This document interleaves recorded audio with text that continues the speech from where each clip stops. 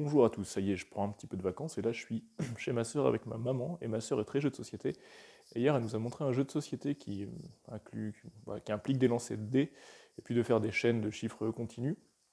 Et en fait, on s'est rendu compte avec ma maman qui est prof de maths qu'il y a sans doute des stratégies optimales pour gagner à ce jeu parce que en gros tous les nombres qu'on peut faire sont pas équiprobables. Et donc, je me suis dit que ça serait peut-être marrant de coder ça. Ma soeur, ça la fait pas rigoler du tout.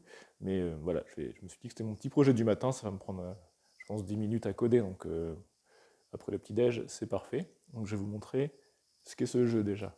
Alors le jeu s'appelle Trek. Voilà, c'est ce jeu. Et ce à quoi on a joué hier, c'est ceci. C'est cette grille. Donc vous voyez que vous avez juste des cases que vous devez remplir avec un nombre. Pour obtenir ce nombre, vous devez lancer ces deux dés. Donc le dé jaune, il va de 0 à 5 et le dé rouge va de 1 à 6. Et puis ensuite, vous avez une grille ici avec différentes opérations possibles pour combiner les deux résultats des dés. Donc vous pouvez soit prendre le plus petit chiffre, donc ici par exemple ce serait 0, prendre le plus grand chiffre, donc ici ça serait 2, vous pouvez faire une soustraction, une addition ou une multiplication.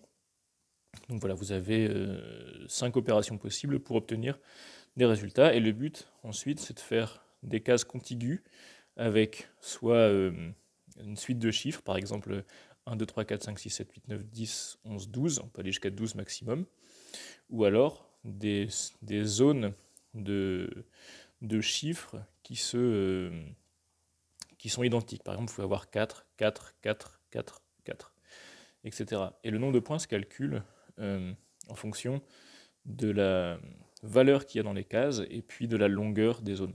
Donc, par exemple, le but du jeu, pour avoir beaucoup de points avec des zones contiguës, c'est d'avoir la plus grande zone avec le plus grand chiffre possible. Pour avoir le score maximum sur des chaînes, il faudra avoir la chaîne la plus longue possible avec le nombre supérieur le plus haut possible. Et donc tout ça, c'est contraint par la probabilité qu'on a de faire chaque nombre en fonction du lancer de dés et puis des combinaisons. Par exemple, le 7, la valeur 7, on peut ne la faire qu'avec 2 plus 5, ou 5 plus 2, ou 3 plus 4, ou 4 plus 3. Donc on n'a que 4 possibilités de faire un 7, alors qu'on a en possibilité de combinaison, on a 6 valeurs ici fois 6 valeurs ici, donc 36 fois 5 valeurs ici, donc beaucoup.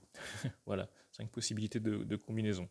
Donc le but du jeu, moi ce que je me suis dit, c'est que pour essayer de faire des chaînes, il faut avoir tous les nombres possibles. Mais par exemple, le 7, il est très peu facile à faire. Donc l'idée, c'est qu'il faut qu'on puisse placer tous les nombres qui sont rares à obtenir, il faut les placer dès qu'on les a. Mais il faut identifier quels sont ces nombres rares à obtenir. Et puis pour les zones, si on veut faire la plus grande zone possible, il faut essayer de trouver le nombre le plus haut possible qui soit le plus facile à obtenir, donc dont la probabilité d'obtention est la plus élevée. Donc voilà, on va pouvoir calculer ça, et je vais calculer ça sous R pour voir, pour rigoler. Bon, alors il y a deux façons de faire. On peut faire soit deux boucles, enfin trois boucles, qui font toutes les combinaisons possibles. Donc une boucle pour le premier dé, une boucle pour le deuxième dé, et puis une boucle pour les combinaisons possibles. Et puis en face de chaque combinaison, on écrit le résultat que ça donne. Ou alors, donc ça c'est une approche assez exhaustive. Et maintenant, on peut faire aussi une espèce de Monte Carlo, c'est-à-dire qu'on va simuler, je sais pas, 10 000 lancers au hasard, avec donc 10 000 lancers de dés, et puis 10 000 combinaisons au hasard, et puis regarder la distribution des résultats que ça donne. Voilà, je vais coder ça les deux façons, puis on va voir ce que ça fait. Donc voilà, je vous montre comment j'ai fait. Moi, j'ai juste fait en combinatoire, donc j'ai généré l'ensemble des combinaisons possibles, donc des lancers de dés possibles, ce qu'on voit ici, qu'on a dans l'objet DF. Boum, j'ai toutes les combinaisons possibles, donc, sachant qu'on a un dé qui va de 0 à 5 et un dé qui va de 1 à 6. Puis ensuite, ici, j'ai généré avec mutate l'ensemble des opérations possibles pour combiner les résultats de ces deux dés. Donc ça, on peut prendre le plus petit chiffre avec min, le plus grand avec max.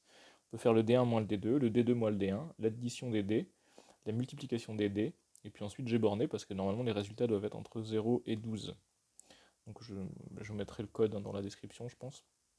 Et voilà ce qu'on obtient. Donc on obtient cette table.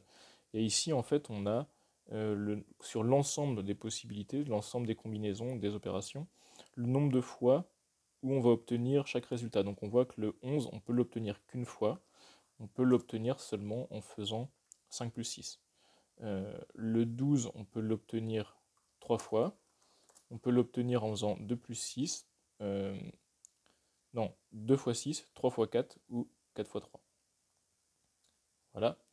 Donc, si je regarde cette table, on voit que, en gros, de 0 à 6 à 5, c'est à peu près équiprobable d'obtenir ce résultat. Et puis ensuite, pour les valeurs 6, 7, 4, c'est très difficile.